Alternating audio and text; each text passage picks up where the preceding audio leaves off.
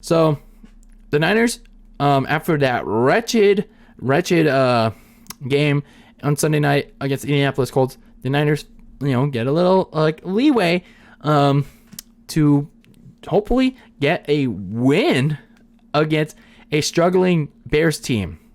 So let's take a look at their Week 8 game against the Chicago Bears. So when we look at the Chicago Bears, they're still coached by Matt Nagy. They've been starting their rookie quarterback, Justin Fields. The problem is, for them, their offensive line hasn't been doing well, and their secondary has been struggling just like ours.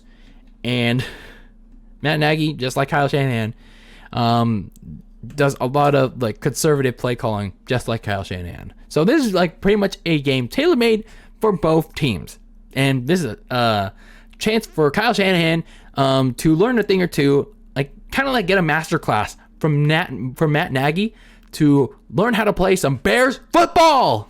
Yeah, John, let's play some Bears football. So anyway, let's look at the Chicago Bears for a little bit. They were last in action in Week 7, going up to Tampa Bay to face the defending Super Bowl champion. Oh man, yikes! The Tampa Bay Bucs. Yeah, unlike last year where Tom Brady forgot that there were 4 downs on offense. Yeah, the Bears got their ass whooped because Tom Brady did remember how many downs there were on offense.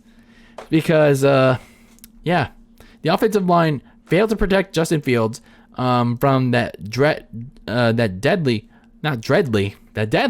Bucs front seven, and they forced 5 turnovers onto Justin Fields. And while Justin Fields also threw the ball directly into the Bucs injury-riddled secondary, that offensive line did him no favors. The Bears pass rush led by Khalil Mack, Roquan Smith, Akeem Hicks. They're pretty much nowhere to be found because the Bucs' well-protected offensive line, they did their job. And that allowed Tom Brady to pretty much dismantle and destroy the Bears secondary, or lack thereof, all day long, en route to a 38-3 beatdown, which included Tom Brady's 600th touchdown pass. So some key Bears players that the Niners need to watch out for is obviously Justin Fields, because while he has shown flashes of his mid-range and deep ball passing, whenever he's given protection, that's the thing, it could be a problem for the Niners secondary. And especially if, guys like Darnell Mooney or Allen Robinson, try to use the formula that the Colts use in, baiting the Niners secondary to commit the crime of pass interference, that could be a real issue. And, the fact that the Bears are going to be willing to do that because they want to play some good old Bears football. So, some other key players is the constantly changing backfield of Khalil Herbert and Damian Williams, who I think should be back from the COVID list this week. If not, then it'll probably be the Khalil Herbert show for the Bears. And Herbert has been stepping it up in place of Williams and I think it was Ty Montgomery. Was it Ty Montgomery or is it David Montgomery? Sorry. But Herbert has been one of the only constants Matt Nagy likes to implement on offense. And then, like I said, Darnell Mooney and Allen Robinson, whenever Justin Fields throws it their way, they control the air game. And Mooney, most of the part, has been Fields' go-to guy. So, to end this preview off, some keys to the game for the Bears. They won't have Khalil Mack or Robert Quinn on Sunday because they'll be out due to injuries. So it's going to be challenging for them to get some pass rush onto Jimmy Garoppolo. But nonetheless, they have to get to Jimmy G against a solid offensive line that did actually okay in spite of those, the turnovers by Jimmy G. But the Bears front seven is going to take a major hit with Khalil Mack and Robert Quinn out, but nonetheless, whatever's left of them, they gotta get to Jimmy G. You gotta make him rattled. You gotta make him stick in the mud. or something, to make him force some mistakes. And then the O-line, they have to protect Justin Fields from Nick Bosa and Dee Ford and the rest of the Niners front seven, because man, that defensive line, for what it is still for the 49ers, it's still pretty dangerous. And that Bears offensive line is really, really terrible.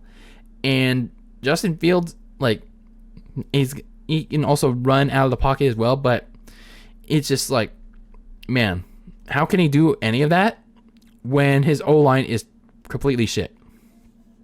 Now for the 49ers, Shanahan's got to take more chances with Jimmy G. He's got to be aggressive downfield. He's got to let Jimmy G, throw some deep passes downfield to whether it's Deebo Samuel, or if he's double covered, Brandon Ayuk or Mohamed Sanu.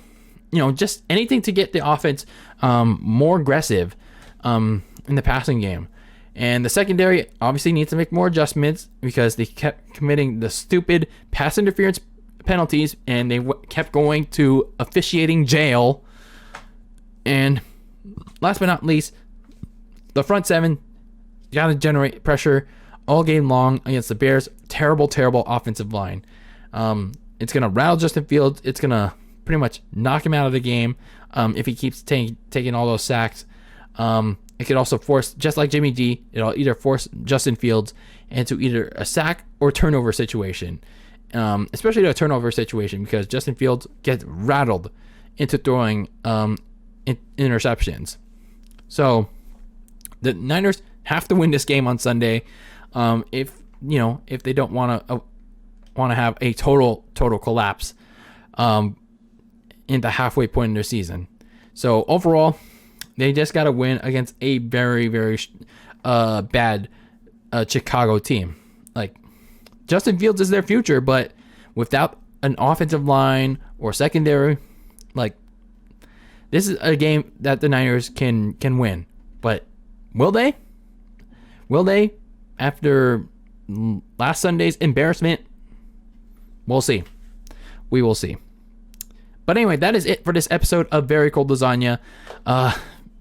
Hopefully the Niners get this win in the big-ass UFO, that shithole in Soldier Field.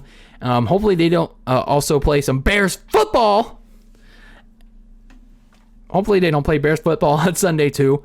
Hopefully that masterclass will not serve Kyle Shanahan well, and he won't succumb to Bears football on Sunday, and hopefully get a win.